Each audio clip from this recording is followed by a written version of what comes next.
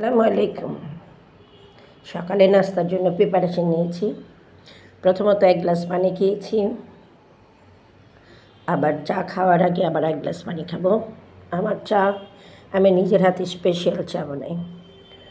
আর এখানে কালকে চাউলের গুঁড়ি দিয়ে 2 কেজি পিঠা বানিয়েছিলাম, কিছু রেখে দিয়েছিলাম নিচে, আর সবগুলা ফ্রিজে রেখে দিয়েছি। তো খাচ্ছি যেহেতু ভাবলাম যে আপনাদের সাথে শেয়ার করি, কারণ শর্ট ভিডিওই করছি, কারণ রান্নাবান্না যেহেতু করছি না, তার জন্য শর্ট ভিডিও করে নিচ্ছি। তো আমি চা দিয়ে এখন আপনাদের সাথে কথা বলবো আর খাবো। অনেক টেস্টি, দেখেন অনেক টেস্ট।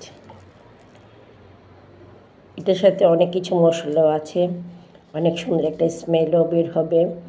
এই 2টা কয়েকটা পিঠা দিয়ে বিকেলবেলা নাস্তা খেলে আপনার নাস্তাটা হয়ে গেল। সকালবেলা খাইতে চাইলে আপনি সকালবেলা খেতে পারবেন, গেস্ট আসলে গেস্টকে দিতে পারবেন।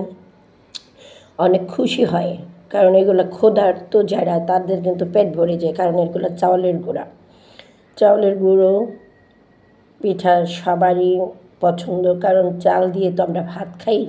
সেই চাউলের গুঁড়ি দিয়ে আমি পিঠাগুলো বানিয়েছি, তাহলে তো সবারই ভালো লাগার কথা। আর চাটা আমি খুবই টেস্ট করে বানিয়েছি, এর সাথে একটু কফিও দিয়েছি, দুধ চিনি তো দিয়েছি। তো আপনাদের সাথে শেয়ার করছি।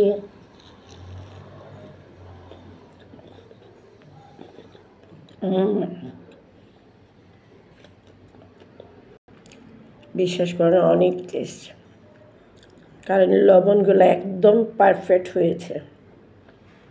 এগুলো যদি 1 বাটিও দেয় আমি 1 বাটি খেতে পারবো, কারণ এগুলোর মধ্যে যে মশলাগুলো দেয় এই মশলাগুলো স্যান্ড আছে, তারপরে চাউলের গুঁড়ার খুবই খুবই খুব মজা। তো আমার শেয়ার করা মানে হলো আমি আমার বন্ধুদেরকে জানাবো, বন্ধুদেরকে বলবো যে আমি নাস্তা খাচ্ছি। তো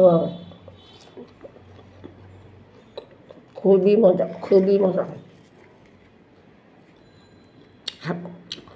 খালি খেলে অনেক মজা, চা দিয়ে খেলে অনেক মজা, আসলে টেস্টি খাবার যেটাকে বলা হয়।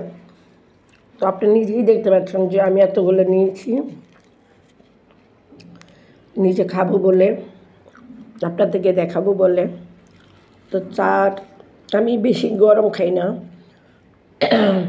ঠান্ডা চা খাই, কুসুম গরম চা খাই। আমার একদিন জিহ্বা পুড়ে গিয়েছিল, তারপরে থেকে আমি খুব ভয় পাই গরম চাটা। আর এটাও কিন্তু গরম, তাও এটা আমি হাতে নিয়ে রেখেছি, খাচ্ছি না। তো আপনাদের সাথে শেয়ার করলাম। কেমন লেগেছে? ভালো লাগলে সুন্দর কমেন্টস করবেন। আপনারা ভালো থাকেন, সুন্দর থাকেন, সুস্থ থাকেন। আসসালামু আলাইকুম রহমতুল্লাহি ওয়া বারাকাতুহু।